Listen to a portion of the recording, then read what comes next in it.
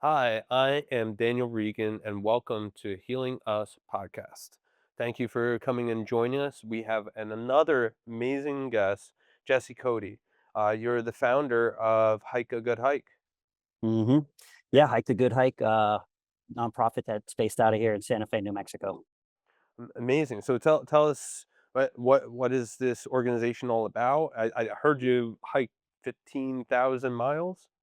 Yeah, 16 now. Yeah, or just over 16,000 miles the last 10 years. My organization's, in a sense, kind of built off of my own backstory.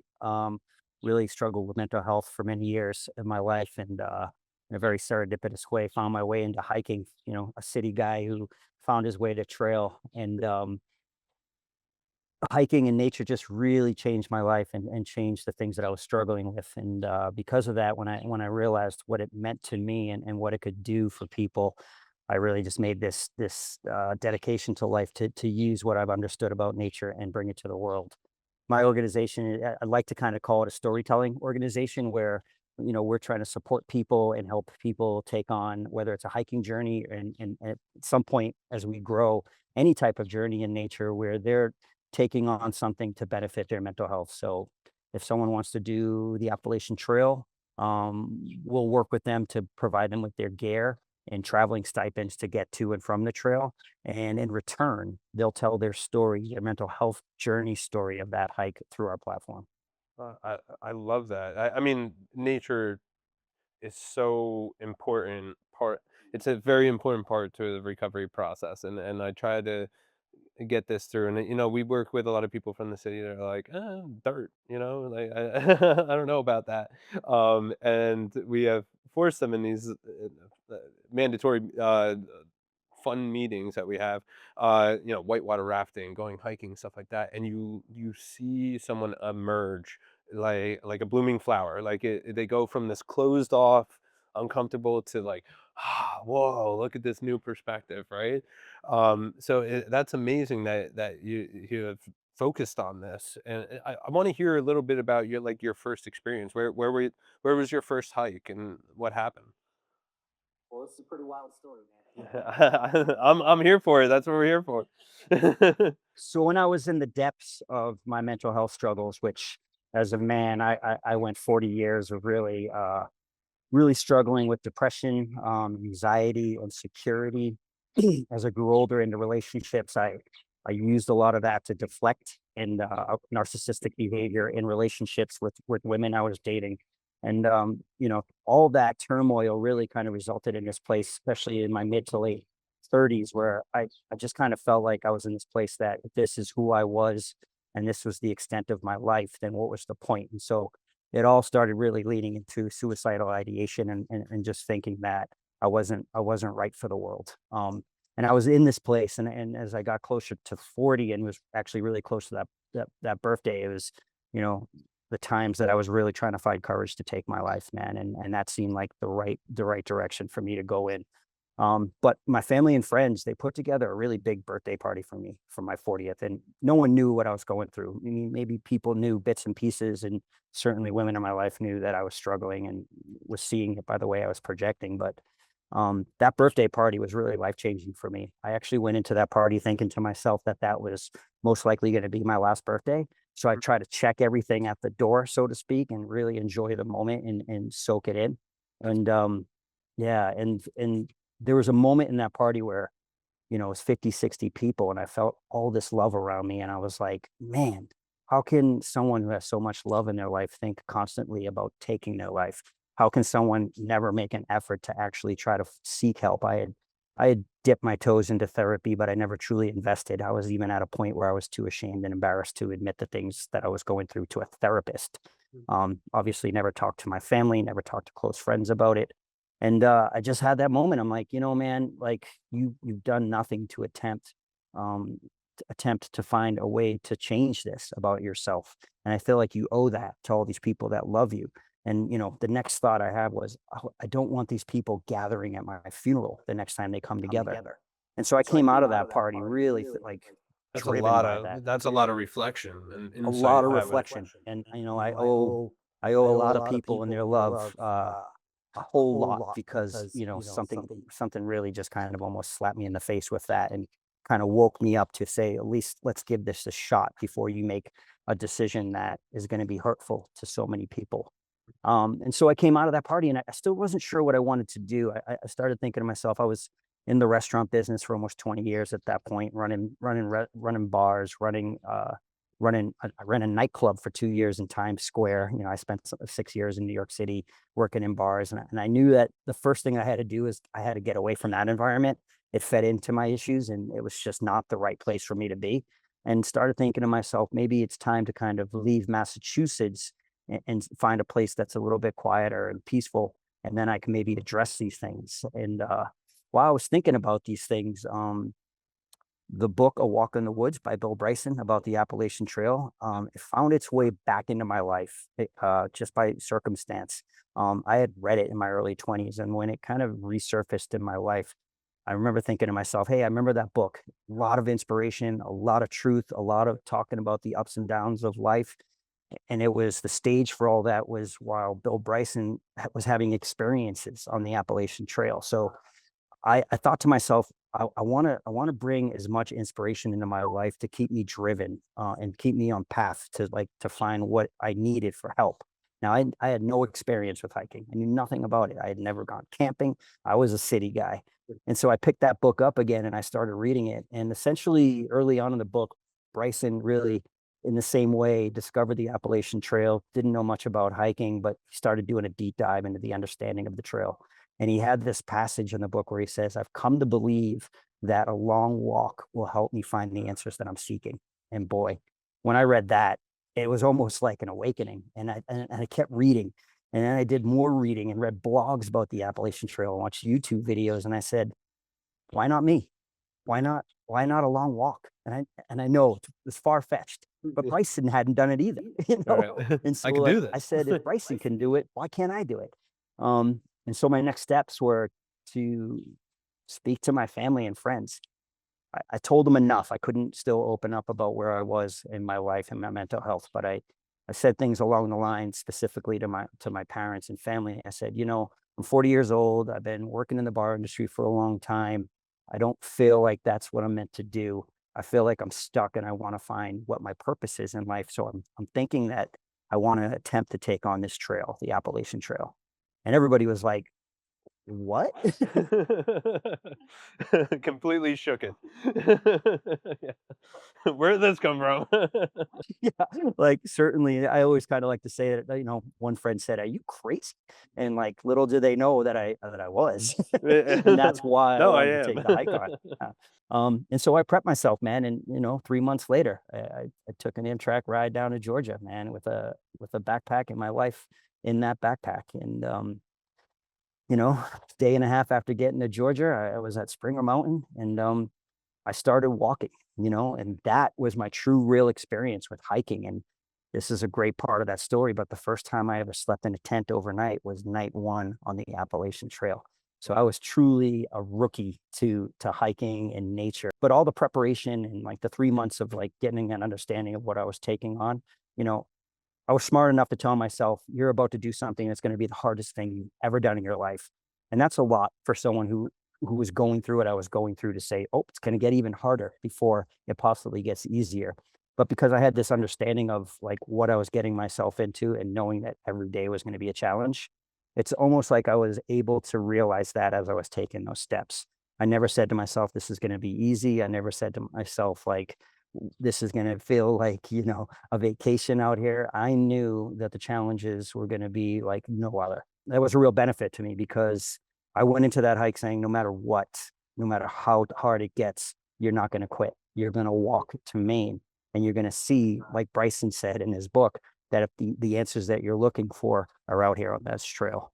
It's aggressive self-rescue. I've been there, myself. I'm in recovery myself, and, I've been at that point that you speak of where you look at yourself in the mirror and you're like, "What's the point? And I'm broken, and I really don't see a way out." And it's amazing that you had that opportunity where a light could shine through that, and you took that light and set it on fire, right? And did something about it. And you had no idea what you were doing, but I'm gonna swim, I'm gonna go after this. And, I really do believe, because when you're at that point, you've lost your identity, right? Like you don't know where you fit in. You're like, I thought I was this, but that's not working, and it doesn't apply to this thing called life that we're trying to figure out. So I'm not that, and then who am I, right? So the recovery, I always describe it. It's really just a journey of self-discovery. Yes, there's changing of behaviors and stuff, but that's really something that falls into place through this journey of self-discovery, right? And yeah, there's nothing better than a long walk and disputing belief systems while you're just on a trail, to to do that. Definitely an aggressive way to do it, but it works. It definitely works. Yeah, I ultimately came to believe that in order to truly face myself and my demons, that I had to be in a place that forced me to do that, right? Mhm. Like I understood even like before the hiking, like I was saying, thinking about leaving Massachusetts, like there was something pulling at me that was like, you need to get away from all the protection around you, right? Like it's easy for you to be in this state because you have family and friends around you that are always gonna protect you and have your back. And you need to cut loose of that, or at least put them at a distance, right? And use that support in a different way. You're going to need support as you take this hike on, but you need to like literally take the blindest of leaps and face yourself and see what that's all about.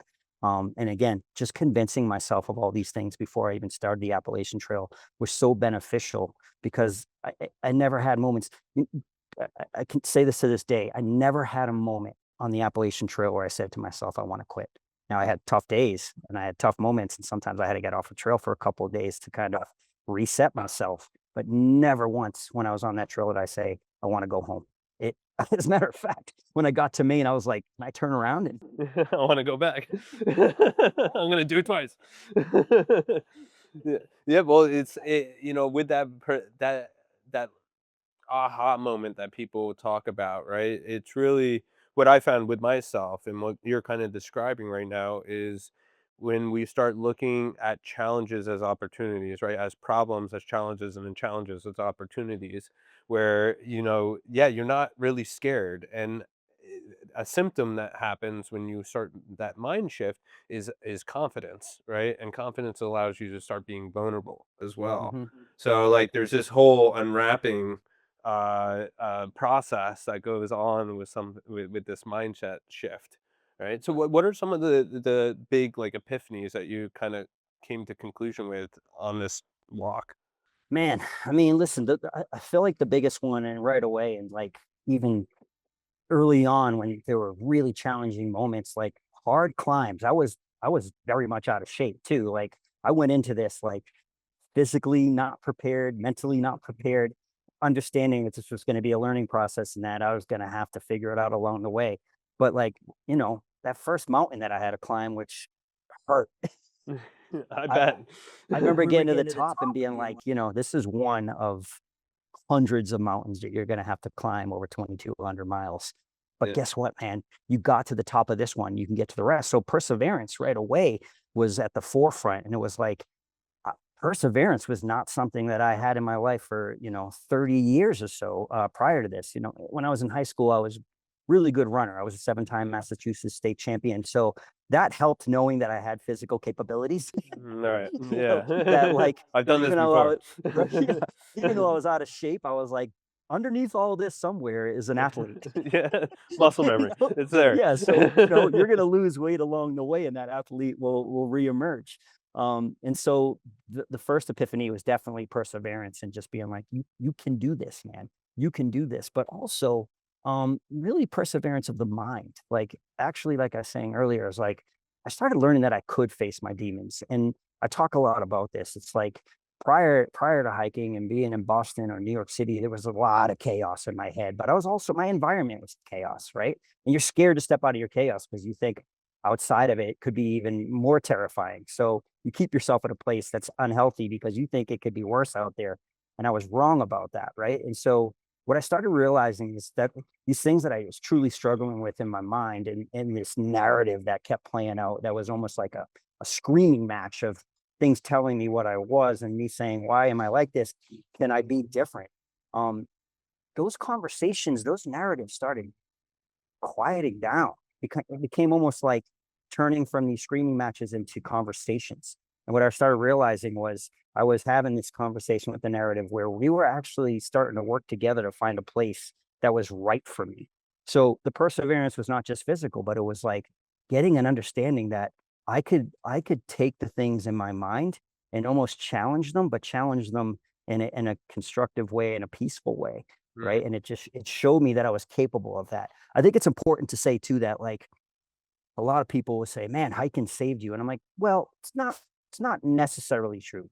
I think love saved me. Hiking taught me that there were tools that I had and I was capable of using tools that when I came off trail, I could keep moving forward, right? It showed me like I knew when I came off trail it was time to get into therapy and really invest into the therapy, really open up about it. So the perseverance, like all these things that you're asking, like I started seeing that I was capable of actually working with myself to better myself, and that the things that I couldn't do on my own, I mm. was actually capable of finding people to help me with that. Absolutely, it's a huge piece, and I'm a big believer in smart recovery. I don't know if you ever heard of that. So Yeah, the self-management and recovery training, right? It's that self-management piece is vitally important because yeah, eventually you're going your family is not around. You don't have the support system. You don't have the meeting to go to. Whatever the therapist isn't around, right? And you're having a bad day. You need to be able to invoke these tools in there. And what you're describing is uh, dibs, what they call it, disputing irrational beliefs, right? Like systematically going through your thoughts from a non-judgmental state and just looking at them is this thought rational or is it not rational? And if you can come to the conclusion that this is an irrational thought, well, we replace it with a healthy one, right? Something that's rational. And it's I teach this all the time, and then like I describe it, and yeah, it's great when you describe it, but until you feel it and have done that in your mind, you don't know what it is, right? Like it seems so foreign, like this alien thing. But it's a vital piece to maintaining what you find, right? Like you said, love saved me. Love gave me life again, or mhm, passion for life again, right? And then you had to maintain that somehow. You had to maintain that fire that was yeah, lit. yeah. And it's like you're talking about recovery. I spoke to an addiction recovery center yesterday via Zoom, and I often like to say, like mental health challenges or mental illness is very similar to being an addict, right? Is that if you see someone at a meeting who stands up and says, my name is Jack and I'm an addict, and then you find that that person has been clean for 25 years, they're there because they're always putting the work in. And it's same with mental health, right? Like you have to every day put the work in, right? Like I'm constantly looking for new things that I can bring into my life that benefit me and my mind, right? And it's like meditation, like moving out here to New Mexico from a big city.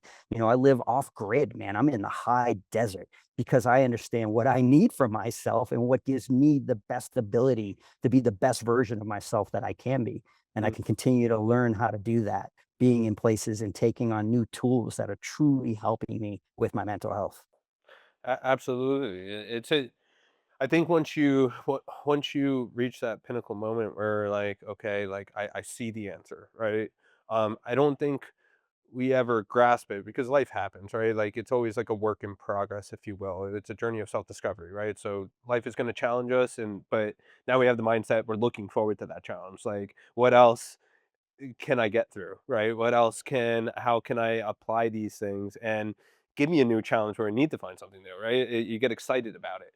And it's a cool piece when we have that um, shift into that new perspective. Yeah. Yeah. Yeah.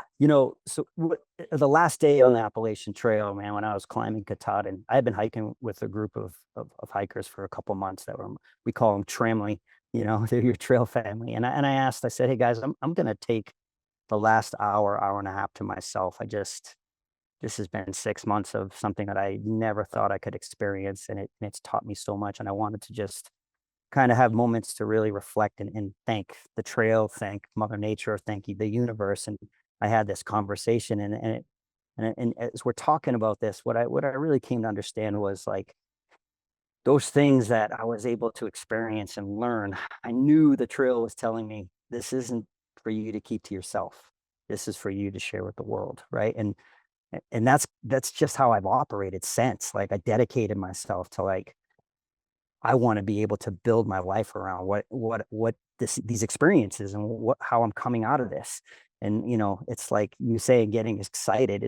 I feel excitement being able to share what Mm. I've been able to learn and what I continue to learn. I think, you know, having that ability to kind of use a story as challenging as that story is, shows a lot of people out there that we are aware of, right? That we're in those shoes or in those shoes now who don't know where to turn. And maybe they're even bringing things into their life that are working a bit, but they're looking for more. And so, you know, nature and hiking and just those experiences really is such a benefit to modern medicine and an addition to kind of help with the therapy that they're already working on. But you know, to be able to share that, man, it's been the most gifted part of this journey, to say the least.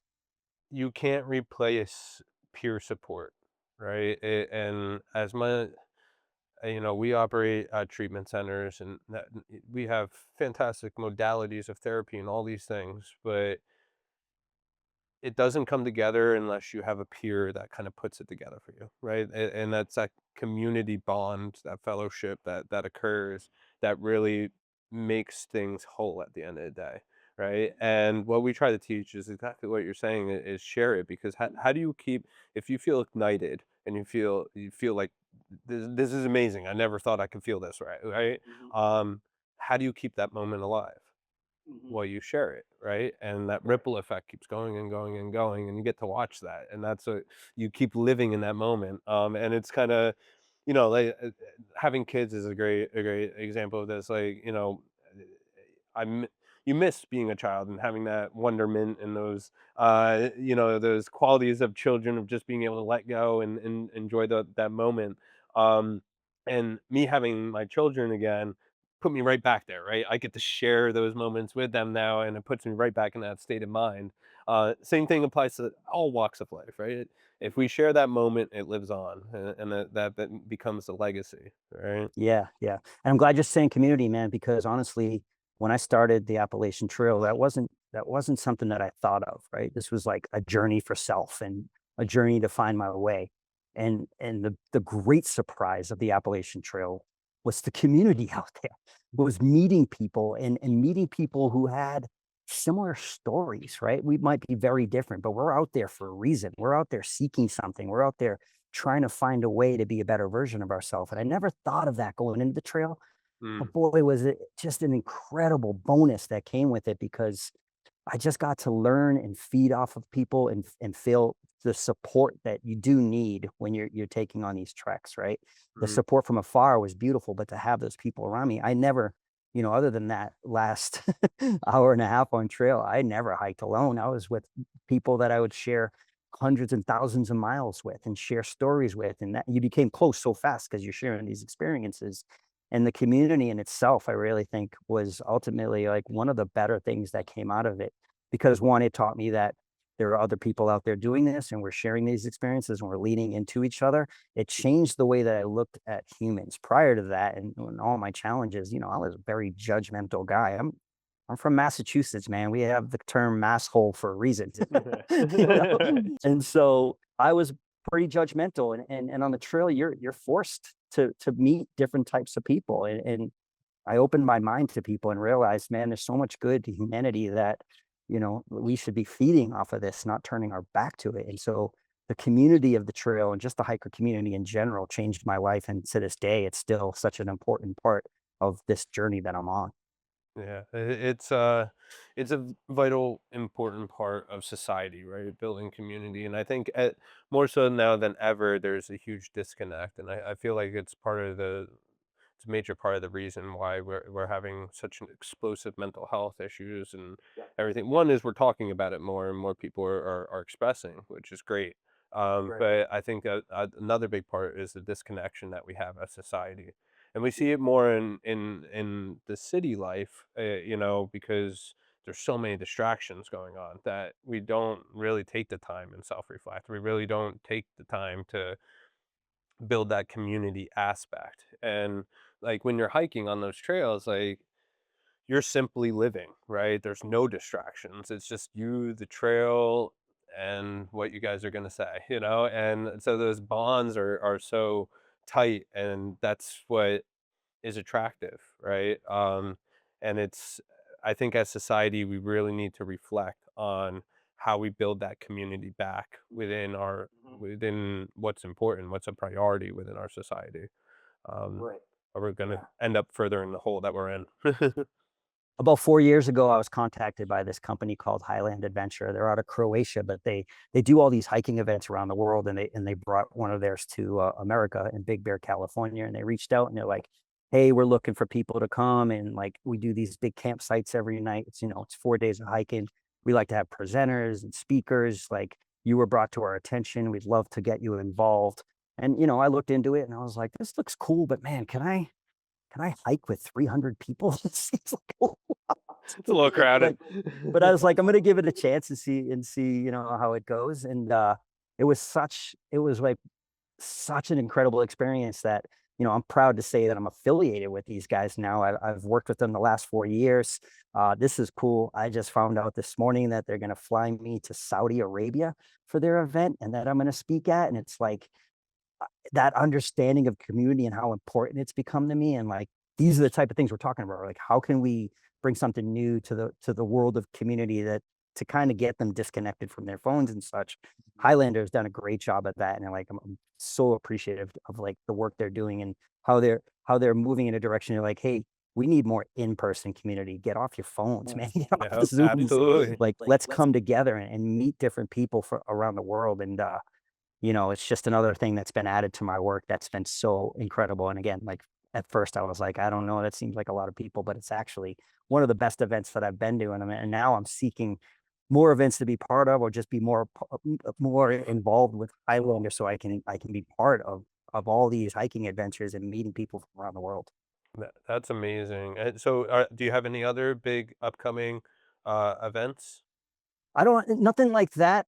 I mean, Highlander's obviously something now that we're gonna work towards doing more events together during the year.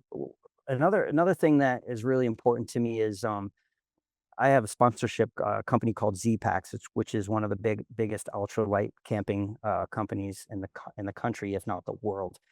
They sell tents, backpacks, and beyond. But I've become very close with one of the main guys there, Mateo, who is in charge of marketing. And I give Mateo so much credit. He doesn't treat sponsors or ambassadors like just that. Like he's he has an incredible relationship with people that he's involved with, and he's one of my closest friends now. And he makes a point a few times a year to put on hikes. He'll pick different places and he'll invite a bunch of us. So like every year there's like 7 or 8 of us to get together to hike on New Year's. We'll do like 4 days somewhere, right? And so Mateo has taken it upon himself to make sure that like, hey man, a few times a year we should all be coming together, and doing some hikes together and disconnecting from our phone and spending that time on trail and spending that time camping. And like, man, it's been wild, dude. A couple of years ago, we hiked across Catalina Island together. We're planning to do something in California this year. Surprisingly enough, people are always shocked when I say this. We do a bunch of hiking in Florida, Mhm. but Florida's got It's a trails. very flat hike, yes. Flat, but Swampy. the wildest ecosystems and the Oh craziest yeah, amount of wildlife you could ever imagine. And let me tell you right now, man, people think hiking up and down mountains is hard. Try hiking all day through swamps. yeah. No, we have a center down in Florida. I've done a lot of paintball events and stuff in the swamps. I couldn't imagine that. But you Yeah, see it's every animal, the ecosystem within like a every couple hours time. Yeah. it's like every time I go there, I'm like, it's like Jumanji down here. Yes. Yeah, it's exactly like that. And everything, like, it wants to kill you, so, Yeah, I'm like, if I guess I'm prepared if I ever get offered a hike in Australia. yeah, exactly. I always say Florida is the Australia of America, you know? So where can people find you? And I want to get you out there because there's so many people, and you hear stories, if someone just had that opportunity to do something different, that they may not take their life, and we see this constantly in our line of work. And so I want to get this opportunity out there that people can find you, before you make a decision, go for a go for a hike the good hike, right? So where can they find you? So, our website is hiketogoodhike.org.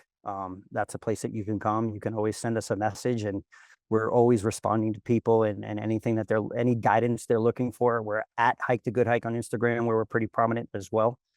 As mentioned, we're about to launch our first major programming going into next year, where we're going to support seven to 10 hikers. So we're looking for people to apply, or we're looking for people to, recommend somebody. And again, if you're like, hey man, I really want to take on a hike, you know, I always suggest maybe hike for a few days before you want to make that commitment. But we're looking for people who are taking on a hike of 250 miles or more. So the long trail in Vermont is 250 miles. We're using that as kind of starter ground, but it can be the Appalachian Trail, it could be the Pacific Crest Trail. And if there's a reason that you're doing this because you're struggling with something in your mind, PTSD, depression, and beyond, we're here for you. We're here to talk you through it. We're here to guide you. We're here to provide you with the things and tools that you need to take on that hike. We're here to support you throughout the hike. Um, and so come and talk to us about that. But if it's not the programming you're looking for and it's just some guidance, reach out. I spend a lot of time trying to respond to people on social media and beyond, and just have a conversation with them about where they're at and why nature might benefit them. I always say it doesn't take 2,000 miles of hiking to really have a relationship with nature. I say some of my day hikes have been just as important as the long trails that I've hiked. Spending time, I don't even have to hike all the time. Sometimes where I live, I'll just climb up a hill and sit up there for a couple hours, or meditate, or just think some things through. There's such importance to that. Talking about what we talked about earlier, being able to change the temperature and the volume of those conversations in your head. Nature just gives you such an incredible environment to do so. So you can reach out either way, man, and check out Instagram, because we're telling a lot of stories there now. And our ultimate goal is to inspire people, right? To try to change something in their life and to bring something new into their life that's going to benefit their mental health. So that's what we're doing. Like, my whole story is I found my way to trail because of a book, A Walk in the Woods, and then additional stories. And it took me time to figure out how I wanted to create my organization, but essentially it just came back to the beginnings of what this was for me. Storytelling got me there, and it helped me create my own story. And that's what Hike the Good Hike wants to do. It wants to help get people into nature and help them create their own story. Beautiful, and keep up the good work. And we need more opportunities of connection like this in our world. And I'd love to blast you out over our social media and just keep people, give them the opportunity of connection and another place of support. So thank you for everything that you're doing, and God bless you. Keep it up. Brother, I really appreciate it. One last thing too, keynote speaking has become pretty prominent, and so we'll always put stuff on our website about where I'm speaking. So if anybody is just wants to come and hear me talk about all this stuff, more and more I'm starting to kind of my outreach and getting out into the country and talking is starting to become more predominant. And so if people are like, I want to go hear more about what this guy's doing, just get on that website and keep an eye out for it. Wonderful, and we're actually putting together a, conference for 2026, so I'd love to have you as one of the speakers for sure. Oh, dude, let's talk. Alright, let's Let's do do it. it. I love it. I love it. Alright, well, thank you for coming on Healing Us podcast, and I look forward to keeping this conversation going, and I really hope that I can meet you on a trail one Absolutely. You're more than welcome to join me, man. As I said, I like hiking with people now. day. Perfect. Alright, well, thank Thank you, you, brother. brother, and, have a good one. Thank you, everybody, for watching, and I'll see you soon.